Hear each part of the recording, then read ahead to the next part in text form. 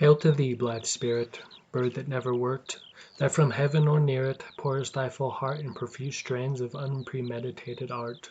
Higher still and higher, from the earth thou springest like a cloud of fire. The blue deep thou wingest, and singing still dost soar, and soaring ever singest.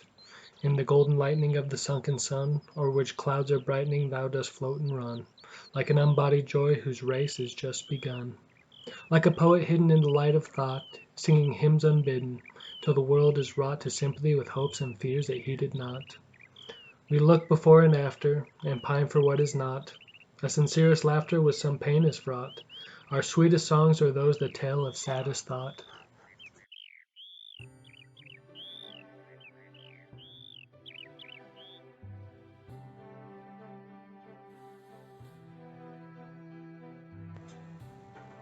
Perhaps those lines from his own poem capture the brief life of Percy Bysshe Shelley best.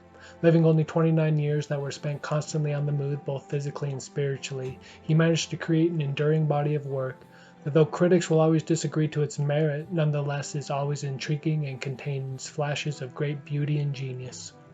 He was a social and political rebel that would earn him powerful enemies and an enduring legacy to those that wished to stand against the status quo.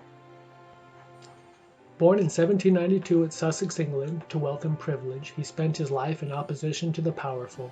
From his tormentors at school to the conservative Tory government, a group he saw as being responsible for the oppression of the working class as the Industrial Revolution was progressing.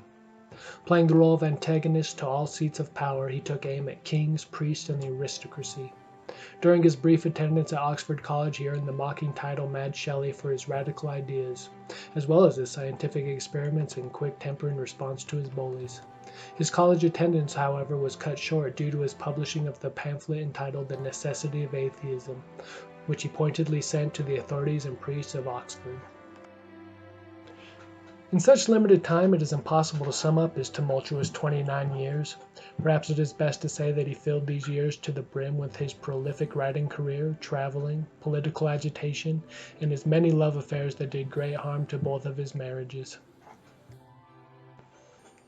Perhaps we can symbolize his life by his famous death. He died by drowning while in exile in Italy after he went boating with a friend. Both men were inexperienced sailors and were caught in a storm that capsized the boat. Shelley's body eventually washed up on the beach and was identified by a copy of John Keats' poems in his pocket. He was cremated on this same beach due to quarantine laws of the time. However, in true romantic fashion, his heart did not burn and was snatched from the fire by a friend. His heart remained in his second wife's possession, wrapped in the pages of one of his own poems until her death, and was buried with her. His life was short and contentious, but perhaps his fellow poet and friend Lord Byron summed it up best. In a letter defending Shelley to conservative friends back in England, he wrote, "You were all brutally mistaken about Shelley, who was without exception the best and least selfish man I ever knew." Ozymandias. I met a traveler from an antique land who said, "Two vast and trunkless legs of stone stand in the desert. Near them on the sand, half sunk, a shattered visage lies, whose frown and wrinkled lip and sneer of cold command tell that its sculptor well those passions read which yet survive, stamped on these lifeless things, the hand that mocked them and the heart that fed, and on the pedestal these words appear: My name is Ozymandias, King of Kings. Look on my works, ye mighty, and despair. Nothing beside remains. Round the decay of that colossal wreck, boundless and bare, the lone and level sands stretch far away." Ozymandias is perhaps Shelley's most famous work. It is a sonnet, which means it is a 14-line poem of iambic pentameter. This sonnet has a slightly unusual rhyme scheme for a sonnet, as the two separate sections of the poem, the octave and the sestet, are connected by a rhyme. Also unusual is that a sonnet is usually a poem concerning love. Ozymandias is not about love, but perhaps mocks a long-past ruler's love of himself. The poem envisions a traveler coming across the broken statue in the desert. The statue is of a ruler whose kingdom has long since been swallowed by the shifting sands of nature and of time.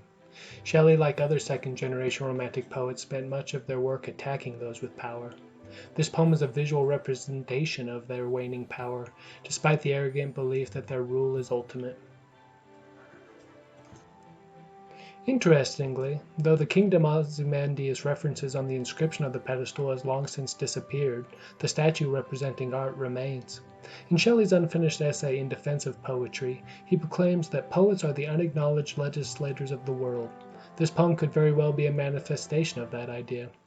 While the poem is a takedown of the hubris of the powerful, it contains a message for us all, that despite our desire for eternal life through religion, or to build a legacy that will grant us a type of immortality, in the end we will not triumph against nature in the passage of time, so we should instead live and enjoy life in the present. Oh, hello. So you want to know why I think Shelley should be included in this course? It's very simple. I think his poetry is beautiful. But also, I think that romanticism should be included in any sort of intro to English course, and I think Shelley is a perfect representation of that. And as far as the theme of this course goes, well, I think that any poet who risks his station in life and well-being to take on the rich and powerful in an effort to change the course of history, well, I think that makes all the difference.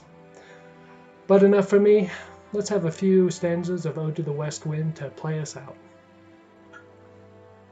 O wild west wind, thou breath of autumn's being, thou from whose unseen presence the leaves dead are driven, like ghosts from an enchanter fleeing, yellow and black and pale and hectic red, pestilence-stricken multitudes. O thou whose chariotist to their dark wintry bed the winged seeds, where they lie cold and low, each like a corpse within its grave, until thine azure sister of the spring shall blow her clarion over the dreaming earth, and fill driving sweet buds like flocks to feed in air, with living hues and odors plain and hill. Wild spirit which art moving everywhere, destroyer and preserver, hear, O hear.